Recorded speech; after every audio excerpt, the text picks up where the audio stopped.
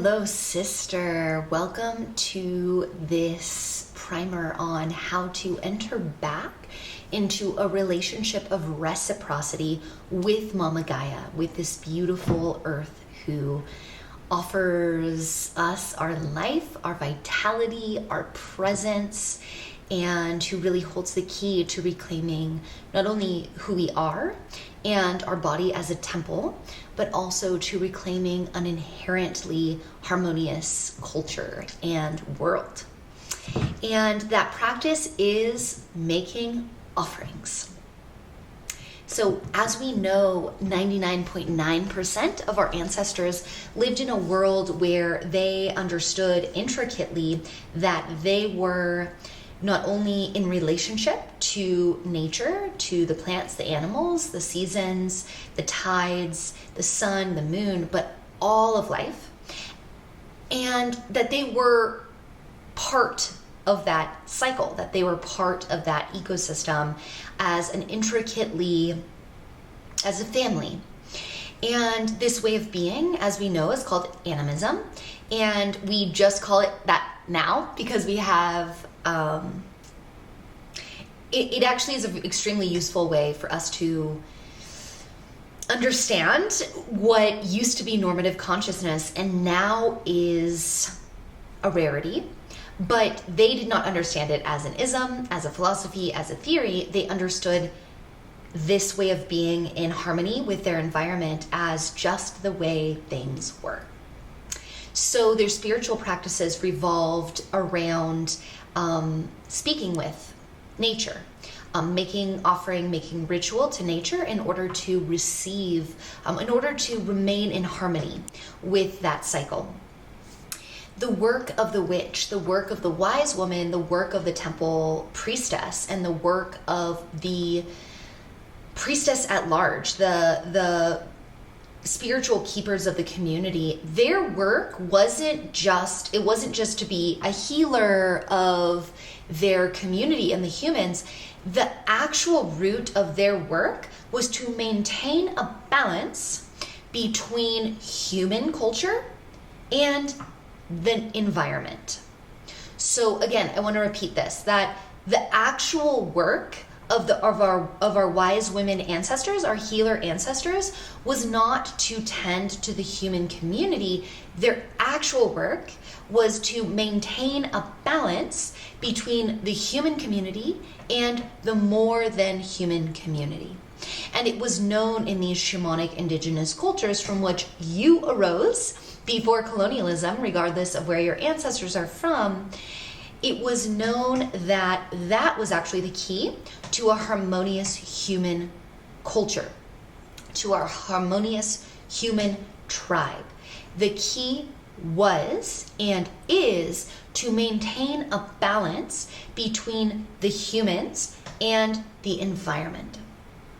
This was done in many ways through shamanic medicine journey, through entering into the sacred practices, the sacred solo practices of the priestess, by tending to the cycles of the moon, the cycles of the seasons, the earth holidays, by stepping back into receiving direct oracular information from nature. But it was also done an extremely important part of this was making offering. And we still see vestiges of this in our spiritual practices today in the realms of, let's say the Catholic Church, you go and you make an offering, you make a tithe to the church, you give money to any church, you light a candle as a prayer. So prayers themselves are offerings. And when we are desiring to move back into direct relationship with the Great Mother, which is, of course, to enter back into direct relationship with our own body, then we want to really understand that everything is connected and to humble ourselves by making offering to her as a means of both when we talk about prayer, so blessing offering is a form of prayer. Annie Lamott wrote a book called Thanks, Please, Wow. And that's a book about what is prayer. And one element of prayer is like, thank you so much for this beautiful life. Thank you for this body. Thank you for the challenges of my life that allow me to grow and expand and come to know my true nature. Thank you for the gifts of the beauty of my connection with other humans. Thank you for the gifts of that I'm carrying in this life that are of service to others, and on and on. You can be thankful for everything. There's never-ending blessings to be offered. There's never-ending, really self-blessing to be offered by stepping into deeper and deeper and deeper gratitude. Thanks, please, Mama, show me the way. Please, Mama, support me to find the strength to get through this passing of my parent. Please, Mama, support me to know what is my next step on the path. Please, Mama, show me how to stand in alignment and integrity in this situation where I just want to run, I just want to hide, I just want to give in to my old patterns, whatever it may be. And, I speak in that way to this beautiful mother. I call her Mama. I'm in a very, it's been many years of me making offering to her. And I've just found in trying all kinds of language that works really well for me. That may not work for you. The way that we relate to nature changes over time, how we choose to personify her, how she speaks to us. And so we can, of course, make direct offerings to any individual goddess by connecting with nature, and that's God and goddess, right? We can make individual offerings, like I make an offering to a tree and I'm talking to her. Yes, I'm talking to the animating consciousness behind her. I'm talking to Mama Gaia, who illuminates her.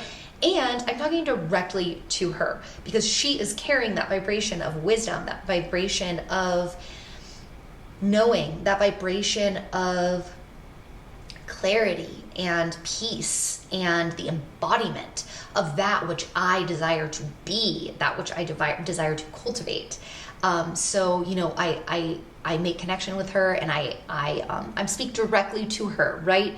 This is what it is to step back into an animist consciousness, is to remember that all these plants are alive, everything is alive, the world is talking to you, you can talk back to her. Yes, we may feel silly at first. Yes, we may feel uncomfortable. Yes, this may be an inner journey of like, is this right for me? Honor that journey. Honor your inner guidance. And the amount of benefit that we receive from making offering to nature is immense. It is a cleansing practice. It is a practice of clarifying our intention. It is a practice of really humbling the ego, letting the ego step aside and allowing, asking for guidance directly from our higher self to our higher self, really, which is nature, right? So asking for direct guidance. And the magic that occurs when we step into this practice is immense. And of course, our inner child, our literal child, like she talked to nature in this way. This was normal for her. So we are actually awakening this inner child part of ourself, our curiosity, our playfulness, by stepping into this relationship of reciprocity. So thanks, please, and wow. This sense of wonder that is just being out in nature when we can really let ourselves step into this altered state of consciousness in which she invites us into, in which all the chemicals and all the trees and plants, when we get out into nature, they interact with our body and actually invite our consciousness to shift from an ego-based, rational, logical consciousness to a bigger feminine consciousness, to a direct witnessing by our higher self, by our soul, by our creative brain, by our feminine third eye that opens and awakens our intuition and invites nature to speak back to us as a guide, as an oracle, as a wise mentor, as a teacher. All right, so how do we make offerings to nature? What does she want? What does she like? So the most powerful and profound offering you can ever make, you don't need anything to make it. It is your breath. You have limited breaths in this lifetime. You have limited heartbeats. When you make an offering of your own breath, you are sending the message, this is sacred to me. My life is sacred to me. My breath is sacred to me. I only have so many, and I am willing to offer one to you. I'm willing to offer really 3 to you is the magic number, and that would be to really ground and center ourselves, to take a big inhale, receiving life,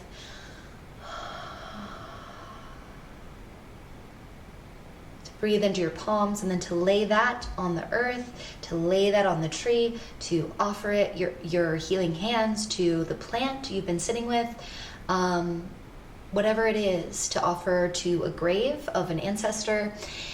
This is a powerful, powerful offering. You don't need to carry anything in order to make it. Nature gets it.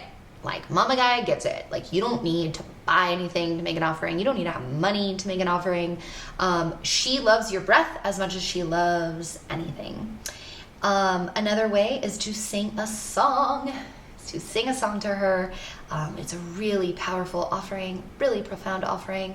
May we practice many of these healing chants together, these remembrances that move through our voice and awaken our throat chakra. Sing her a song.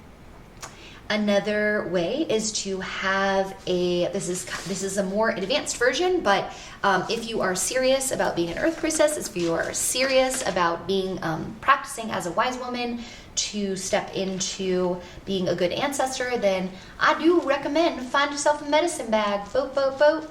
Doesn't have to be, anything special. Maybe you already have a medicine bag. You can repurpose a purse to become a medicine bag. It is so nice when it is an easy peasy, super light thing you can carry with you on your hikes or stick in your backpack.